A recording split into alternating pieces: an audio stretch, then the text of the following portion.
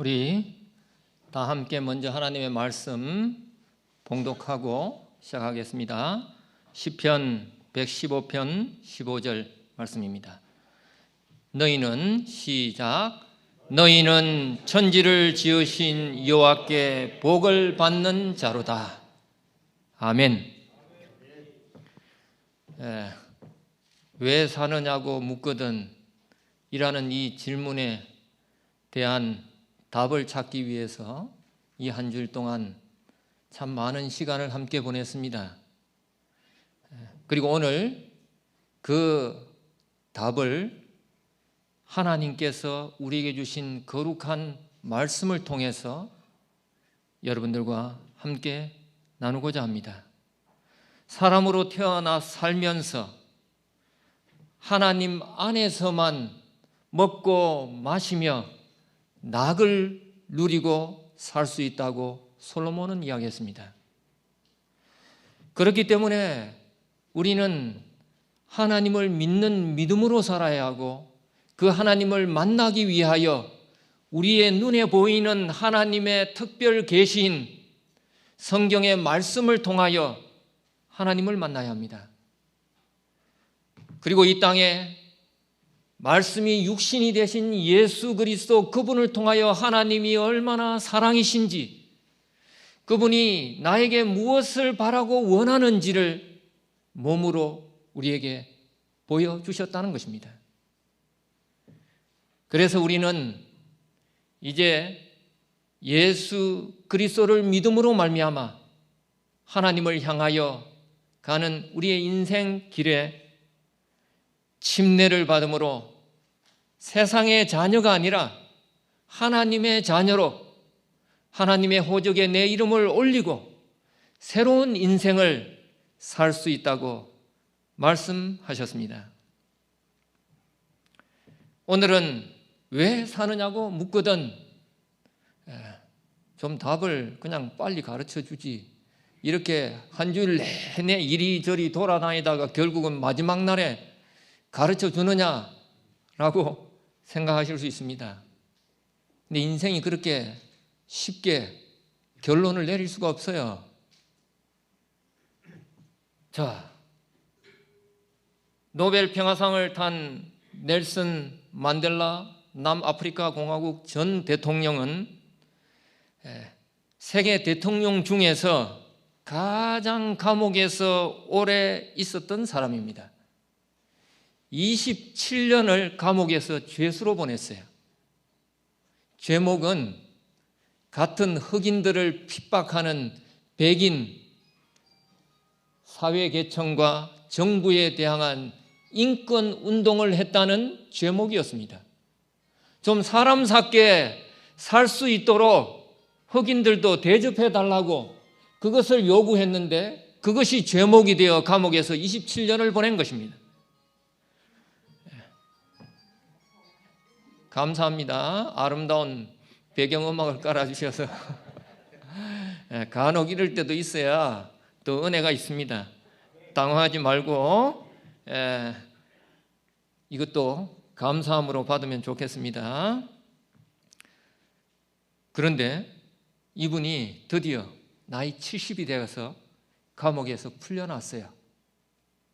그래서 감옥을 나오는 날 많은 사람들이 이 넬슨 만델라를 보기 위하여 모였습니다. 그런데 감옥에 있던 만델라가 나오는데 보니까 너무 건강하고 평안해 보였어요. 그래서 한 기자가 물었습니다. 다른 죄수들은 감옥에 한 5년만 있어도 사람이 완전히 상해서 나오는데 어떻게 27년을 그 감옥 안에서 살면서 이렇게 건강하고 평안하고 행복하게 그런 모습으로 나올 수 있느냐고. 그러자 이 만델라는 이렇게 대답했습니다. 나는 감옥에서 늘 하나님을 만나고 항상 감사하며 살았습니다. 하늘 보고 감사하고 땅을 보고 감사하고 물을 마시며 감사하고 음식을 먹으며 감사하고 심지어 강제 노동을 할 때도 감사하고 늘 하나님 안에서 감사하는 삶을 살았기 때문에 건강까지도 지킬 수 있었습니다. 이 넬슨 만델라는 감옥에서 나온 후에 남아프리카 공화국의 최초의 흑인 대통령이 되었습니다. 27년 동안이나 자기가 감옥에 집어넣었던 사람들, 자기가 대통령이 되면 어떻게 하겠습니까? 그런데 이 만델라는 다 용서했어요. 이 나라에 있는 모든 흑인들, 백인들, 그동안 억눌리고 상처받고 압제당하던 흑인들에게 오히려 이 백인들을 용서하고 화해하도록 이 만델라가 만들었다는 것입니다. 그래서 그는 노벨 평화상을 받았다는 거예요. 어떻게 이렇게 한 사람의 인생이 찢기고 상하고 고통당하면서도 오히려 화해하고 화목하면서 평화로운 세상을 만드는 지도자가 될 수 있었는가? 그것을 성경은 복음의 힘이라고 이야기합니다. 예수 그리스도 안에서 누리는 하나님의 능력이라고 이야기합니다. 로마서 1장 17절에 복음에는 하나님의 의가 나타나서 믿음으로 믿음에 이르게 하거니와 기록된 바 오직 의인은 믿음으로 말미암아 살리라 함과 같으니라. 내가 복음을 부끄러워하지 아니하노니 이 복음은 모든 믿는 자에게 구원을 주시는 하나님의 능력이 됨이라.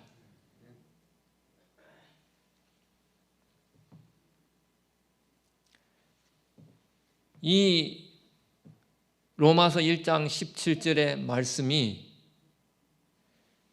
종교개혁을 일으킨 선구자 마르틴 루터의 삶의 이유가 되었습니다. 삶의 목적이 되었습니다. 이 마르틴 루터는 원래 천주교 신부였어요. 그리고 천주교 사제를 양성하는 신학교의 교수였습니다. 성경을 그들에게 가르쳐서 하나님의 사제가 되도록 교육시키는 일을 했어요. 그런데 성경을 읽고 가르치면서 그의 마음속에 평안이 없는 것입니다. 죄책감으로 인하여 자기가 할 수 없는 하나님의 의에 도달하는 불가능에 의해서 그는 좌절과 낙심만을 경험할 뿐이었어요. 그래서 선을 많이 행해서 하나님의 의에 도달하려고 하고 때로는 고행을 통하여 하나님의 의에 도달하려고 했습니다. 그런데 그럴수록 자신의 마음속에는 사단 앞에 너무나 연약한 한 초라한 인생에 불과한 자신의 모습을 발견했어요. 한 번은 그가 교황이 발표한 로마에 있는 바티칸의 빌라도의 계단에 올라가서 그 계단을 맨 무릎으로 끼어 올라가면 그곳에서 참다운 하나님의 의를 받을 수 있다. 그의 모든 죄의 사면을 받을 수 있다라는 선언을 듣고는 정말 마르틴 루터가 로마까지 갔습니다. 그리고 그 빌라도의 계단에서 무릎으로 그 계단을 올라갔어요. 수백 계단을. 그런데 그렇게 계단을 올라가도 마음속에는 그리스도 예수를 통한 하나님의 참 자유와 평안이 없더라는 것입니다. 그런데 그가 이 문제를 가지고 실험할 때 갑자기 하나님의 성령이 그의 마음속에 강하게 역사하시면서 말씀하셨어요. 의인은 그 믿음으로 살리라. 이 말씀을 듣는 순간 내가 착하게 행동해야, 선을 베풀어야, 고행을 해야 내가 하나님 안에서 참 자유와 평안의 의를 누릴 수 있는 것이 아니라는 것을 깨달았습니다. 그리고는 그의 눈이 열렸어요. 그리고 다시 하나님의 말씀으로 돌아가서 오직 예수 그리스도를 통하여 오직 믿음으로, 오직 하나님의 은혜로, 오직 하나님의 살아있는 성경 말씀으로 우리가 구원을 얻음을 고백했습니다.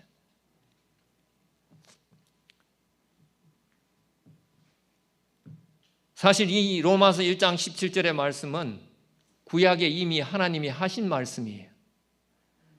하박국 2장 4절에 보라 그의 마음이 교만하며 그 속에서 정직하지 못하나 의인은 그의 믿음으로 말미암아 살리라. 예수님이 오시기 전에 하박국 선지자 당시에 사람들이 하나님을 믿는다고 하면서도 얼마나 악하게 살았는지 하나님이 보시니까 너무 마음 아픈 일들을 행하는 것입니다. 그래서 이 하박국 선지자에게 그처럼 마음이 교만하는 사람들은 정직하지 못하지만 올바른 믿음 안에 서 있는 하나님의 의인들은 그 믿음으로 살 것이다 라고 말씀하셨다는 거예요. 그래서 이 말씀을 주신 하나님께서 신약 성경에 사도 바울을 통하여 로마서와 갈라디아서에서 의인은 오직 믿음으로 말미암아 살리라 라는 이 놀라운 하나님의 구원의 진리를 우리에게 주셨다는 것입니다. 그리고 이 말씀이 마르틴 루트의 삶을 바꾸었을 뿐 아니라 온 세상의 교회의 역사를 바꾸었습니다. 프로테스탄트 종교개혁으로 말미암은 신교가 참다운 하나님의 말씀을 순종하는 주의 자녀들이 이 땅에 나타나기 시작했다는 것입니다. 의인은 오직 믿음으로 말미암아 살리라 라는 이 말씀은 성경 본문 헬라어에 자오라는 단어예요.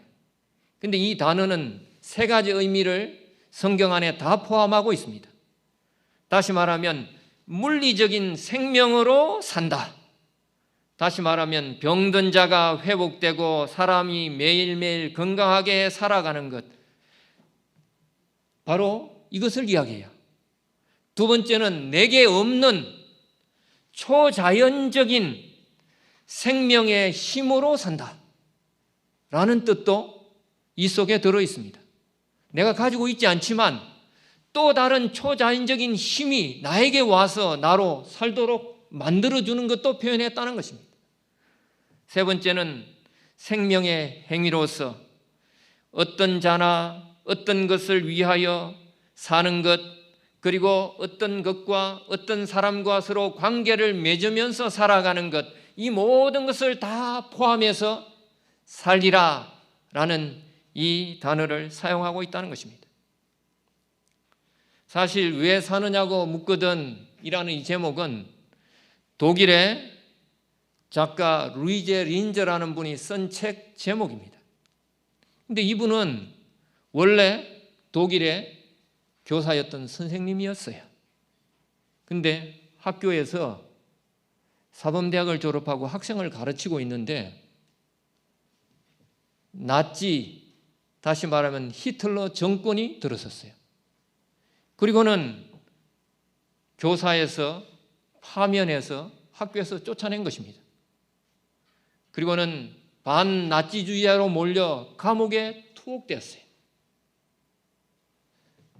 이 루이제 린저의 남편은 사회주의자로 몰려서 강제 수용소에 끌려가서 그곳에서 노역을 하다가 죽었습니다. 그래서 이 루이제 린저는 내가 정말 왜 살아야 하는가? 무엇 때문에 사는가?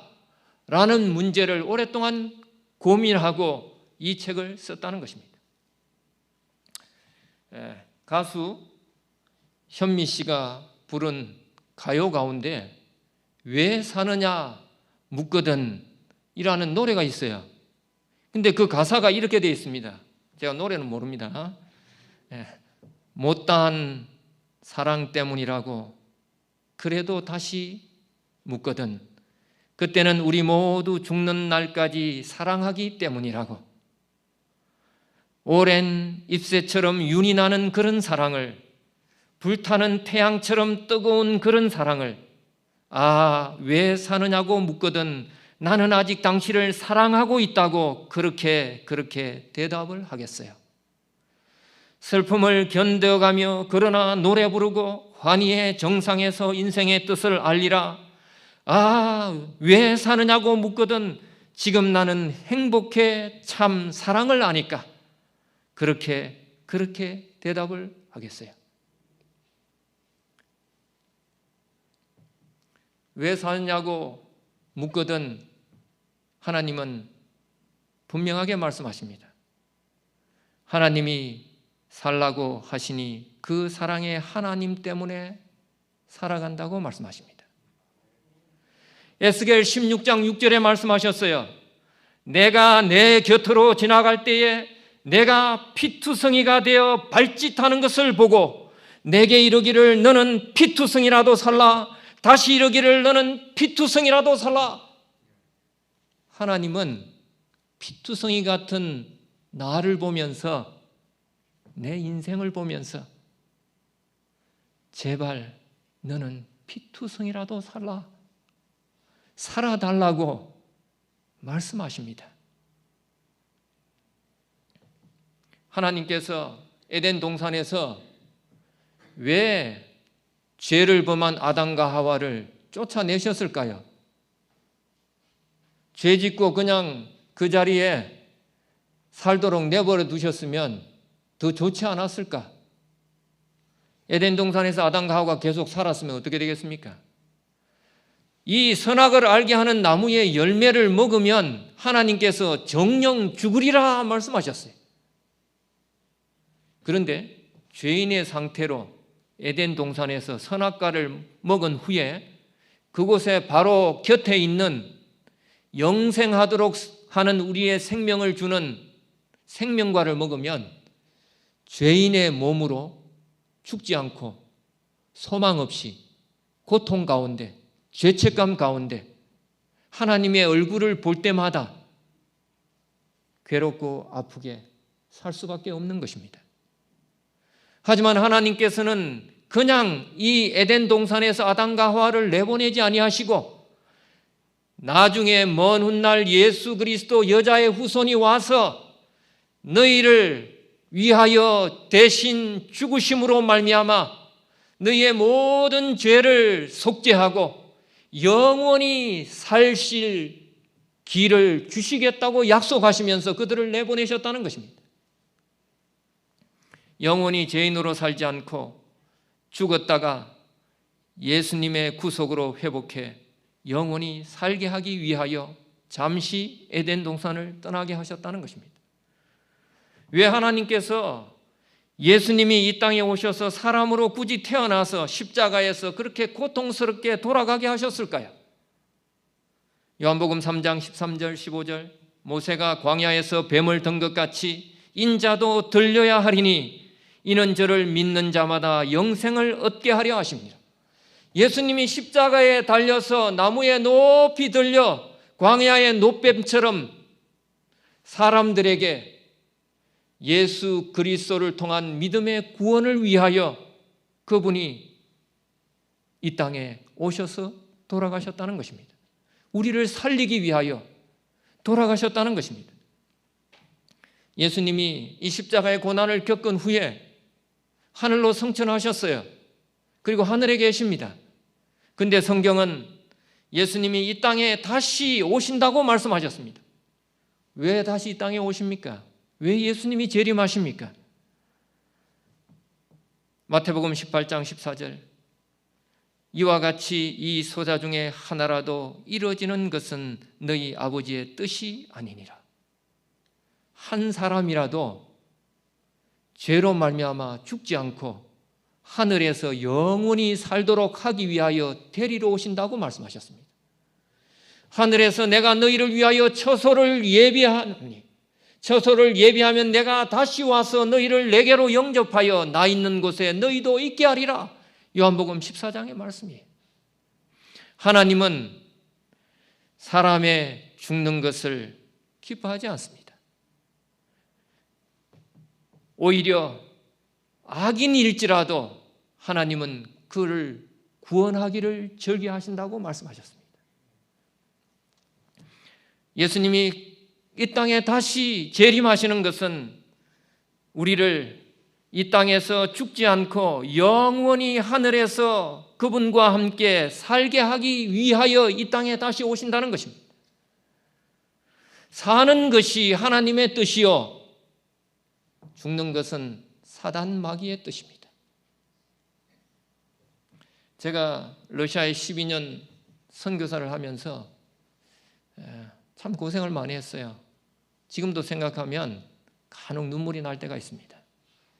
그리고 돌아와서 병원 건강검진을 12년 만에 받다가 위암이라는 판정을 받고 수술한 후에 투병을 하면서 내가 왜 살아야 하느냐, 꼭 산다면 내가 정말 뭘 꼭 해야 되느냐라는 것을 제 인생의 버킷리스트를 써봤어요. 한 25가지 정도, 또 너무 욕심내면 안 되니까 정말 꼭 해야 된다고 생각하는 것만 심사숙고해서 적었더니 한 25개가 돼요.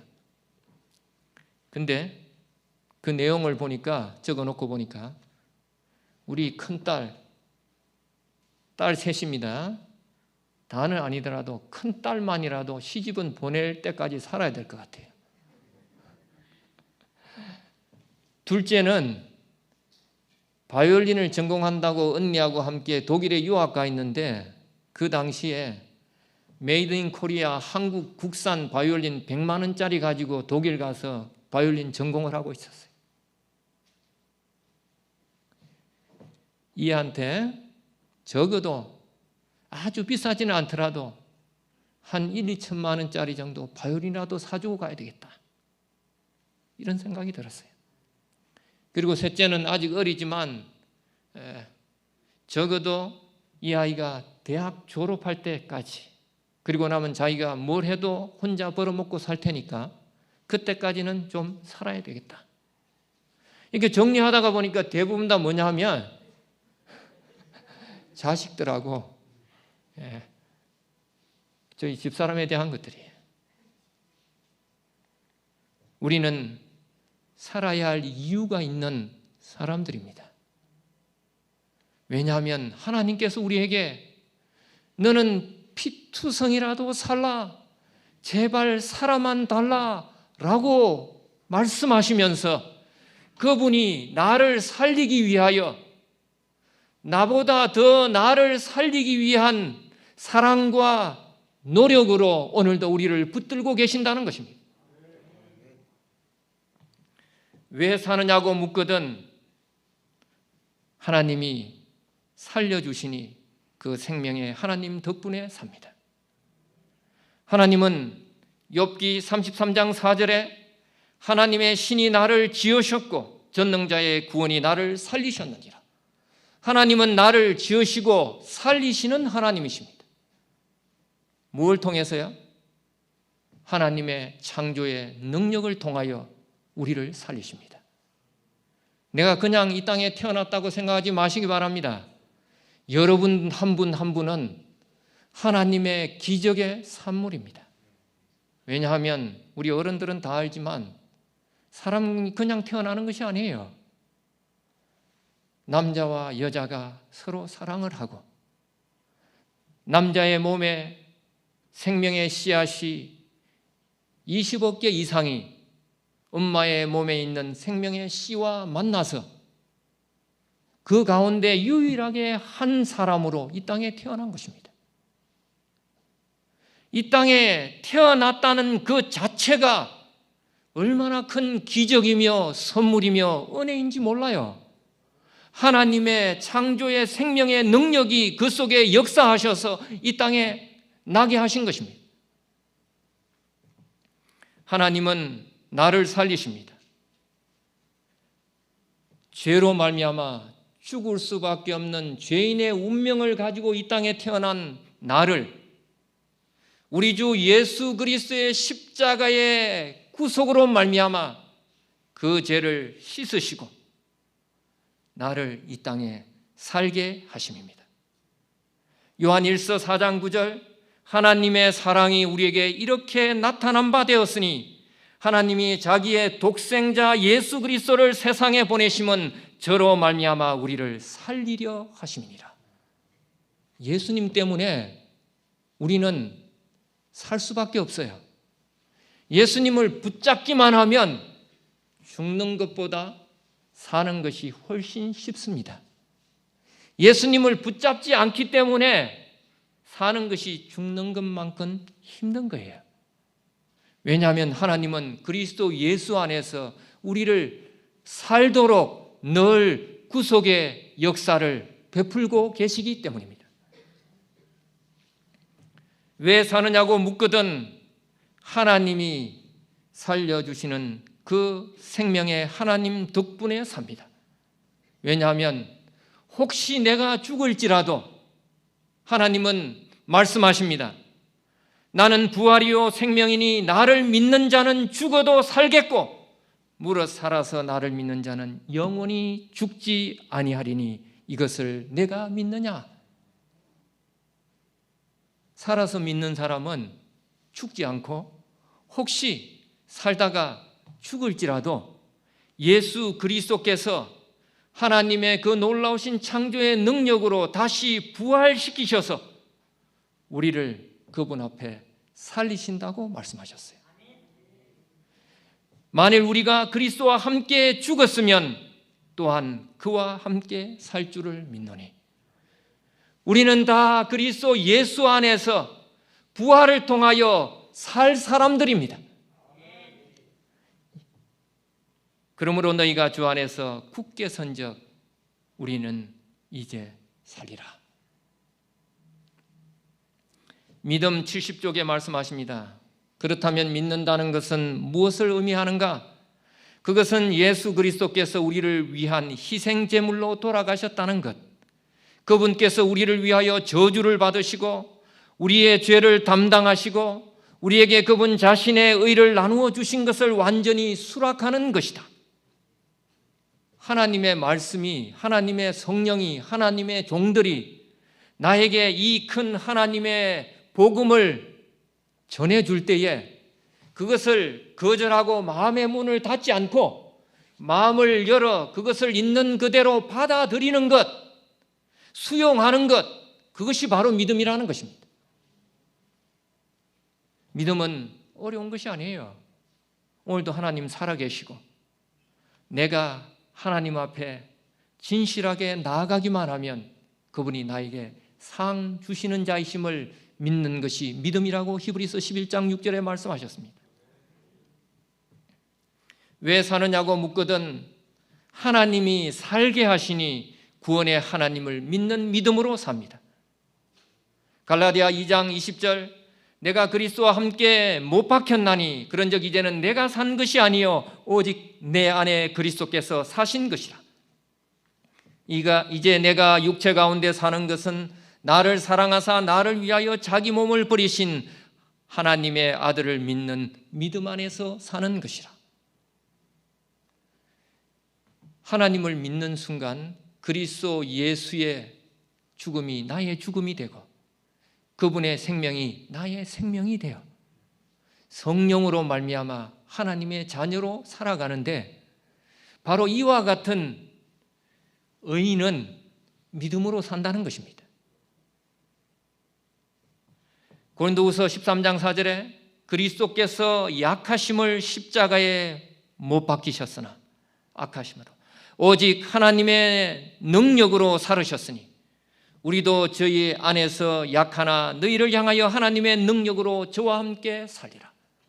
우리는 약하지만 그리스도 예수 안에서 하나님의 능력으로 우리는 예수님과 함께 살아갈 것입니다. 왜 사느냐고 묻거든 하나님은 우리를 살려주시는 하나님의 믿음 가운데 살게 하셨다는 것입니다. 에스겔 37장 14절, 내가 또 내 신을 너희 속에 두어 너희로 살게 하고 나 여호와의 말이니라 하셨다 하라. 내가 하나님 안에 있으면 하나님의 성령이 내 속에 살아서 나를 살게 해 주셔요. 근데 여기 살다라는 히브리어는 이미 나를 살게 하셨다라는 완료형이 끝나는 것이 아니라, 완료는 원래 끝나는 것입니다. 그런데 이것이 와우 계속법으로 계속되는 거예요. 다시 말하면 지금 내가 하나님의 성령으로 말미암아 하나님이 나를 살게 해 주셨고, 또 살게 해 주시고, 또 살게 해 주시는 바로 그 시간이 계속된다는 것입니다.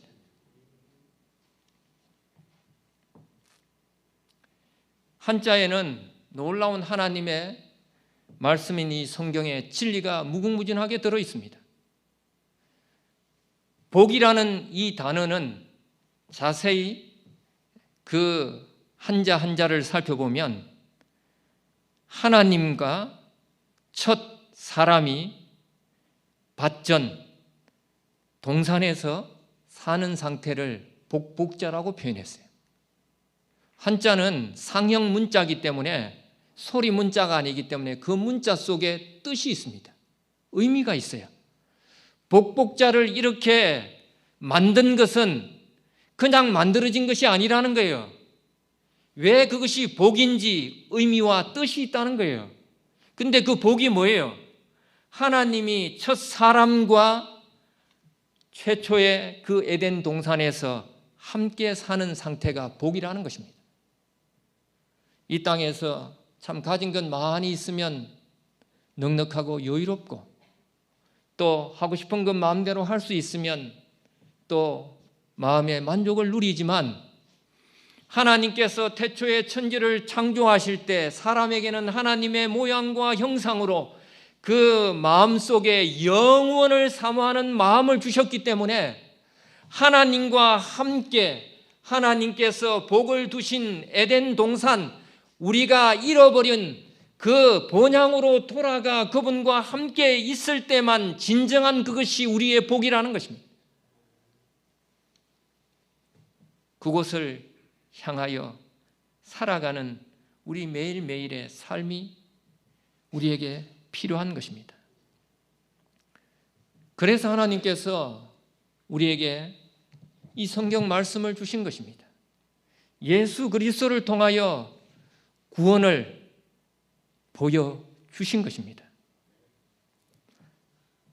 만일 어떤 남자가 여자와 오래 사귀며 사랑한다고 이야기하고 당신 없이는 못 산다고 이야기하면서도 막상 결혼하자고 그러면 모른 척하고 안 들은 척하고 무시하면 그 사람을 믿을 수 있습니까?